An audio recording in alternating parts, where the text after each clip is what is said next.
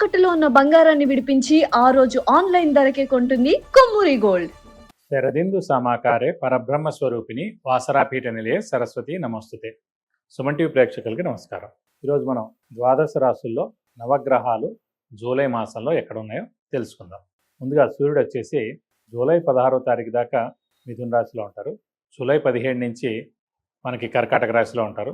అలాగే కుజుడు వచ్చి మనకి వృషభ రాశిలో ఈ మాసం అంతా ఉంటారు. నెక్స్ట్ రాహు వచ్చేసి మనకి కుంభరాశిలో ఉంటారు.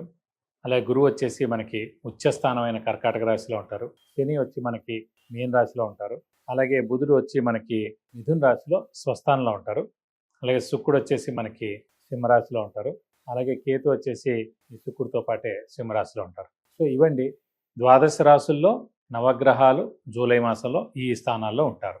ఇక 11వ రాశి అయిన కుంభరాశి. కుంభరాశి అనగానే మనకి ధనిష్ట 3-4 పాదాలు, శతభిషం 1-2-3-4 పాదాలు, పూర్వభద్ర 1-2-3 పాదాలు, ఈ నక్షత్రాల సమూహం అంతా మనకి కుంభరాశిలోకి వస్తుంది. ఈ రాశ్యాధిపతి కూడా మకర రాశిలాగా శనే, కానీ కొంచెం ఇక్కడ కొద్దిగా బద్ధకం డిలే ఉంటుందండి ఈ కుంభరాశి వారికి. తర్వాత చేద్దాం, తర్వాత చూసుకుందాం, ఎల్లుండి చేయొచ్చులే, నెక్స్ట్ వీక్ వెళ్దాం, ఇప్పుడు వెళ్ళకపోతే ఏం పర్వాలేదు, అలా కొంచెం డిలే చేయడం వల్లనే కొంచెం పనులన్నీ కూడా మెయిన్ పనులన్నీ ఆగిపోతుంటాయి. కొంచెం బద్ధకం కూడా ఉంటుంది. కానీ దైవబలం దైవానుగ్రహం పరిపూర్ణంగా ఉంది. అలాగే దైవభక్తి కూడా పరిపూర్ణంగా ఉంటుంది. ఎందుకంటే ఇందులో రాహు నక్షత్రం అనే శతభిషం ఉంది. అలాగే మెయిన్గా మనకి పూర్వభాద్ర నక్షత్రం గురువు నక్షత్రం కూడా ఉంది. కాబట్టి విపరీతమైన దైవబలం దైవానుగ్రహం వీరికి ఉంటుందండి. ఈ రాశి వారికి మెయిన్గా మొన్నటిదాకా గురుబలం ఉండేది, అది కాస్త వెళ్ళిపోయి 6వ స్థానంలో పడ్డాడు. కానీ ఏలినాటి శని మటుకు మెయిన్గా ఇంకా లాస్ట్ 1 ఇయర్ ఉందండి. వెళ్ళిపోతూ తప్పకుండా మేలు చేస్తుంది. కాబట్టి శని బలం పర్వాలేదు అని అనుకోవచ్చు. ఎందుకంటే మేజర్ పార్ట్ అయిపోయింది, 6.5 years దాటిపోయింది కాబట్టి. అలాగే రాశిలో మటుకు రాహు ఉన్నాడు, అది అంత మంచిది కాదు. ఎందుకంటే సేమ్ సింహరాశి వారిలాగా వీరికి కూడా గ్రహణ సమయం చెప్పుకోవచ్చు. ఎందుకంటే వీరు కూడా 7వ స్థానంలో కేతు ఉండడం చేత.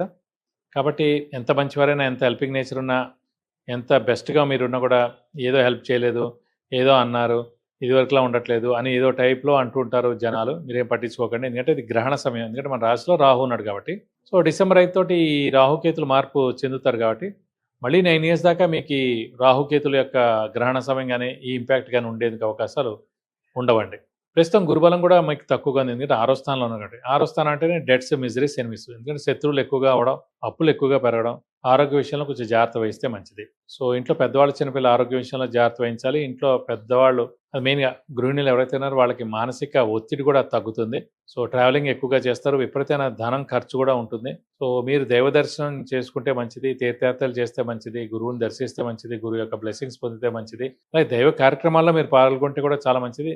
దైవానికి సంబంధించిన ఏదో ఒకటి డొనేషన్ ఇవ్వడం, లేదంటే అర్చన, అభిషేకాలు చేయించడం, మీ పేరు నక్షత్ర గోత్రనామాలతోటి ఇవన్నీ చేస్తే కూడా మీకు తప్పకుండా హెల్ప్ అవుతుంది. అలాగే శ్రమ, కాలం, ధనం వ్యర్థమయ్యేందుకు అవకాశం ఉంది. అవసరానికి డబ్బులు సమకూరవు, రావాల్సిన బాకీలు, వస్తువులు లేటుగా అవుతాయి, కొత్త అప్పులు చేయాల్సి ఉంటుంది, అప్పులు వాళ్ళ బెడద తప్పదు. సో షూరిటీస్ పెట్టకండి, స్పెక్యులేషన్స్ జోలికి వెళ్ళకండి, మధ్యవర్తిత్వం వహించకండి. మౌనంగా ఉండడం కూడా ఉత్తమం. ఎందుకంటే గ్రహణ సమయం లాంటిది సమయం నడుస్తుంది కాబట్టి మనం ఏం చిన్న మాట అన్నా కూడా అది పెద్ద చిలికి గాలివాన కూడా అయిపోతుంది. కాబట్టి మౌనంగా ఉండడం ఉత్తమం. అలాగే ఇప్పుడు వీరికి మటుకు స్థానచలనం ఎక్కువగా ఉందండి. ఇల్లు మార్పు కానీ, ఉద్యోగ మార్పు కానీ, ట్రాన్స్ఫర్ అవడం కానీ, అంటే వేరే ఊరు వెళ్ళి జాబ్ ఎత్తుకోవడం కానీ ఇలాంటివి ఉండేందుకు అవకాశాలు ఎక్కువగా ఉన్నాయి. ఆరోగ్య విషయాల్లో మటుకు కొంచెం జాగ్రత్త వహించాలి. ఎందుకంటే మెయిన్గా ఏలినాటి శని ఎఫెక్ట్ లాస్ట్ ఫేజ్ ఉన్నా కూడా, అలాగే రాశిలో రాహు ఉండడం, 7వ స్థానంలో కేతు ఉండడం, మెయిన్గా గురుబలం కూడా తక్కువగా ఉండడం, గురువు 6వ స్థానంలో ఉండడం వల్ల కాబట్టి కొంచెం చిన్న అనారోగ్యాలు చేసే అవకాశం ఉంది. బాగా పెద్ద అనారోగ్యాలు అయితే ఉండవండి. సో చిన్న అనారోగ్యం చేసినా కూడా వెంటనే రియాక్ట్ అయ్యి వెంటనే డాక్టర్ని కన్సల్ట్ అవ్వడం ఉత్తమం. ఆర్థికంగా మటుకు మిశ్రమంగా ఉంటుంది. ఎందుకంటే మెయిన్గా ధనకారకుడు, ఆర్థికానికి కారకుడే గురువు అండి. అలాంటి గురువే వెళ్ళి మనకి 6వ స్థానంలో ఉండిపోయాడు. ఎంత ఉచ్చలో ఉన్నా కూడా 6వ స్థానం అంటే డెట్స్, మిజరీస్, ఎనిమిస్ కాబట్టి ఆ స్థానం దుస్థానం అంటారు. 6వ స్థానం కానీ, 8వ స్థానం కానీ, 12వ స్థానం కానీ దుస్థానాలు అంటారు. అక్కడ ఎంత మంచి గ్రహం ఉండిపోయినా కూడా ఆ బలం ఫుల్ తగ్గిపోతుంది. అతను ఉచ్చలో ఉన్నా కూడా ఇంపాక్ట్ 50% ఇస్తారు. కాబట్టి బలం ఫుల్గా తగ్గిపోయింది. కాబట్టి ఆర్థికంగా మటుకు మిశ్రమంగా ఉంది. కొత్తగా అప్పులు కూడా చేయాల్సి ఉంటుంది. అప్పుల వాళ్ళ బెడద కూడా తప్పదు మీకు. ఇక ఈ జూలై మాసం పరిహారం విషయంలో వచ్చేసేటప్పటికి కుంభరాశి వారికి ఖచ్చితంగా గురువు యొక్క పరిహారం చేసుకుంటే మంచిది. ఎందుకంటే ఇన్నాళ్ళు ఏలినాటి శని సంబంధించి శని పరిహారం చేసుకున్నారు.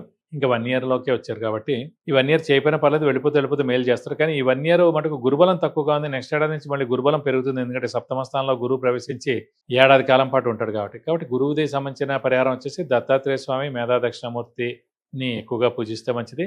వారిద్దరి అష్టోత్తరం ప్రతిరోజు చదివితే మంచిది. అలాగే ప్రతి గురువారం దత్తాత్రేయ స్వామి టెంపుల్కి వెళ్ళి 40 ప్రదక్షిణాలు చేసి వీలైతే అభిషేకంగా, అర్చనగానే ఆయనకి చేయిస్తే మంచిది. అలాగే ప్రతిరోజు దత్తాత్రేయ స్వామి అష్టోత్తరం కూడా చదువుకుంటే మీకు అన్ని విధాలా మంచి చేకూరుతుంది.